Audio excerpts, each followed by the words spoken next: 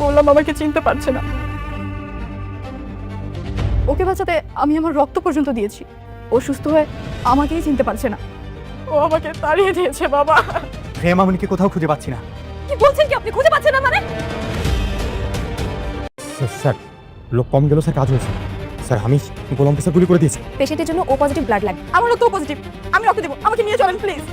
তার মানে গল্পের শুরুতেই দেখা যায় গোলামের ওপর পরিকল্পিতভাবে প্রাণঘাতী হামলা চালানো হয়। কোনো সতর্কতা ছাড়াই একদল দুর্বৃত্ত তাকে লক্ষ্য করে এলোপাতাড়ি গুলি চালাতে শুরু করে।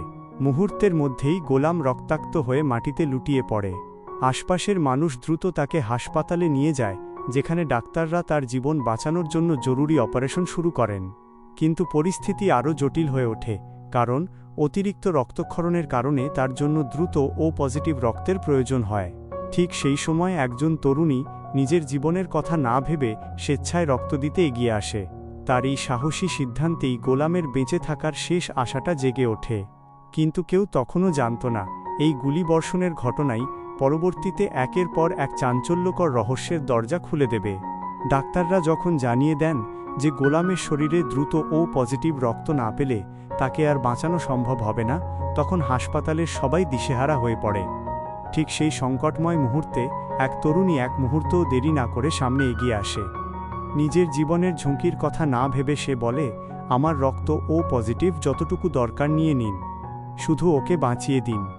এরপর সঙ্গে সঙ্গেই তার রক্ত নেওয়া হয় এবং অপারেশন চালিয়ে যান ডাক্তাররা। দীর্ঘ সময় মৃত্যুর সঙ্গে লড়াই করার পর অবশেষে গোলামের প্রাণ বেঁচে যায়। সবাই স্বস্তির নিঃশ্বাস ফেললেও কেউ তখনও বুঝতে পারেনি যে এই জীবন বাঁচানোর মূল্য সেই তরুণীকে খুব শিগগিরই হৃদয় ভেঙে দিয়ে শোধ করতে হবে।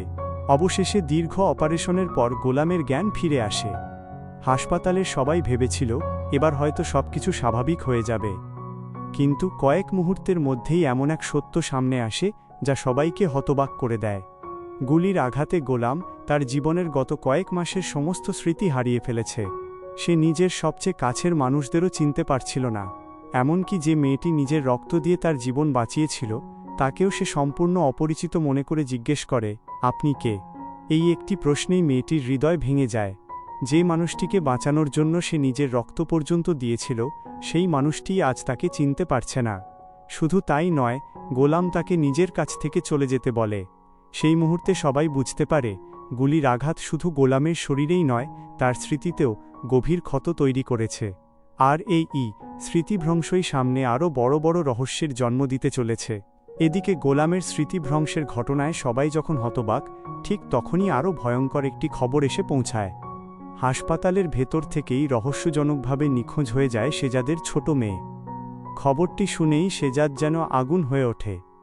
নিজের সব লোককে সঙ্গে সঙ্গে নির্দেশ দিয়ে সে বলে, পুরো শহর তন্ন তন্ন করে খুঁজে ফেলো, যেভাবেই হোক আমার মেয়েকে জীবিত ফিরিয়ে আনতে হবে। সেজাদের আদেশ পাওয়ার পর তার লোকজন শহরের প্রতিটি কোণায় খোঁজ শুরু করে।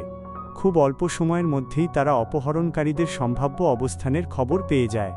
আর এক মুহূর্ত দেরি না করে সেজাদ নিজেই সেখানে পৌঁছে যায়।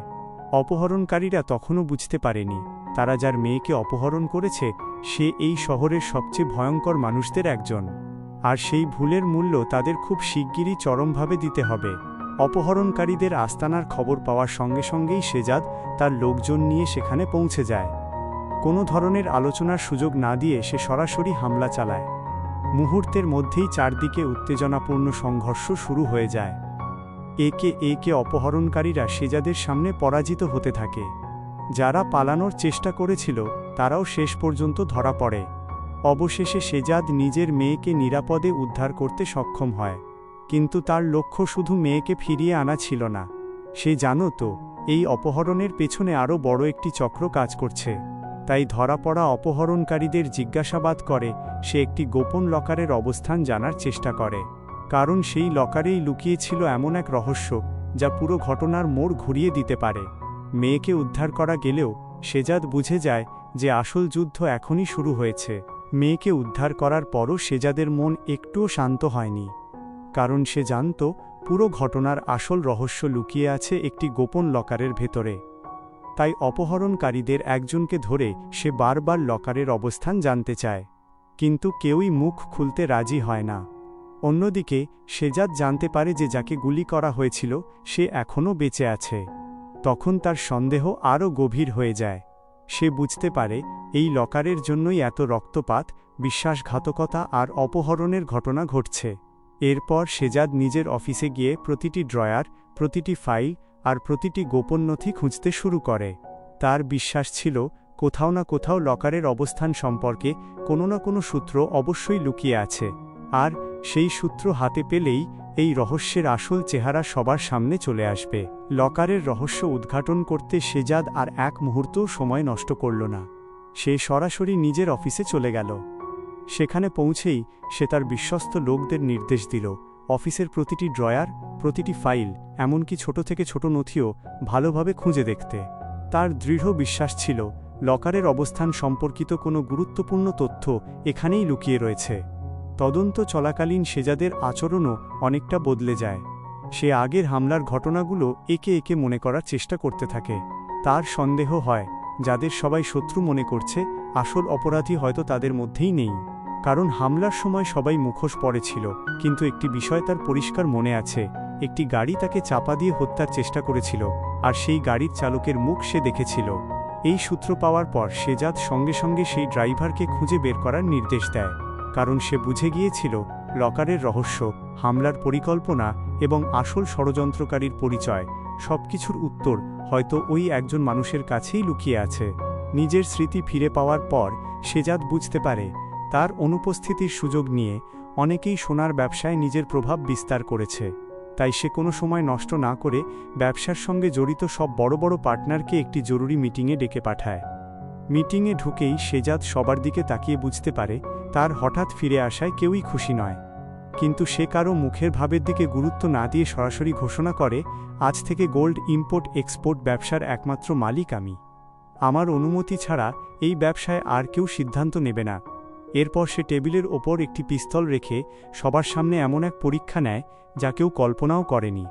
সে বলে, আমি একজন বিশ্বস্ত পার্টনার চাই, এই পিস্তল তুলে নাও।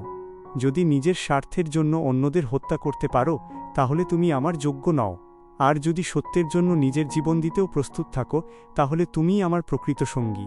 সবাই যখন ভয়ে নিশ্চুপ তখন একজন সাহসী ব্যক্তি সামনে এগিয়ে আসে, কিন্তু সে অন্য কাউকে গুলি করার বদলে নিজের জীবন উৎসর্গ করতেও প্রস্তুত হয়ে যায়। তার এই সততা, সাহস আর আনুগত্য দেখে শেজাদ বুঝে যায় এত মানুষের মধ্যে এই মানুষটিই সবচেয়ে বিশ্বাসযোগ্য। সেখানেই তাকে নিজের নতুন পার্টনার ঘোষণা করে আর বাকিদের স্পষ্ট জানিয়ে দেয় এখন থেকে ব্যবসার প্রতিটি সিদ্ধান্ত তার অনুমতি নিয়েই হবে। এদিকে হাসপাতাল থেকে বাড়ি ফেরার পর ডাক্তার শেজাদের পরিবারকে কঠোরভাবে সতর্ক করে দেন। তিনি জানান শেজাদের শরীরের পাশাপাশি তার মস্তিষ্ক এখনও পুরোপুরি সুস্থ নয়।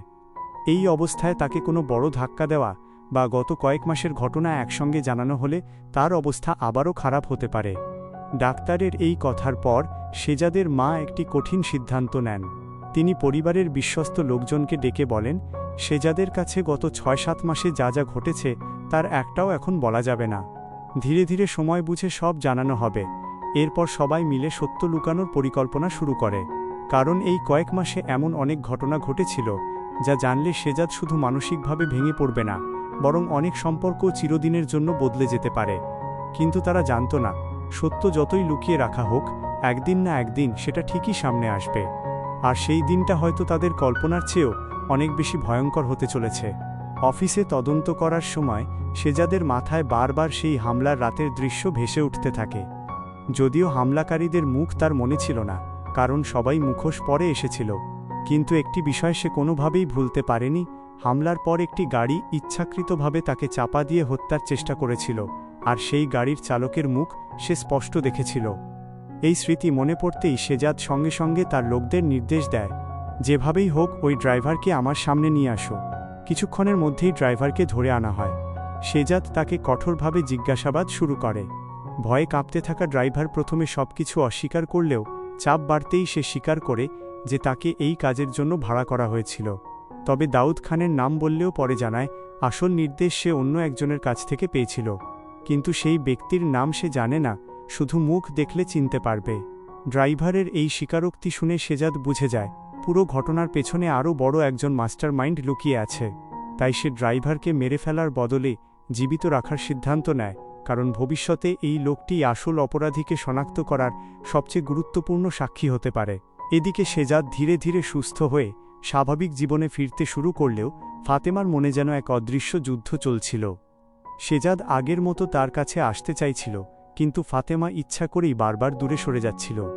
বাইরে থেকে সে শুধু শেজাদের শরীরের সুস্থতার কথা বললেও আসলে তার ভেতরে লুকিয়েছিল এক গভীর অপরাধবোধ।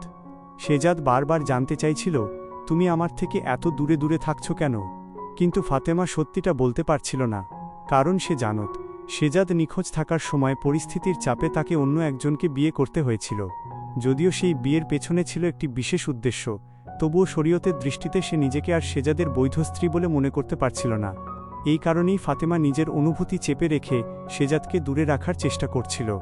একদিকে ছিল তার ভালোবাসা, অন্যদিকে ছিল নিজের বিবেকের তাড়না, আর এই দ্বন্দ্বই তাকে প্রতিদিন ভেতর থেকে ভেঙে দিচ্ছিল।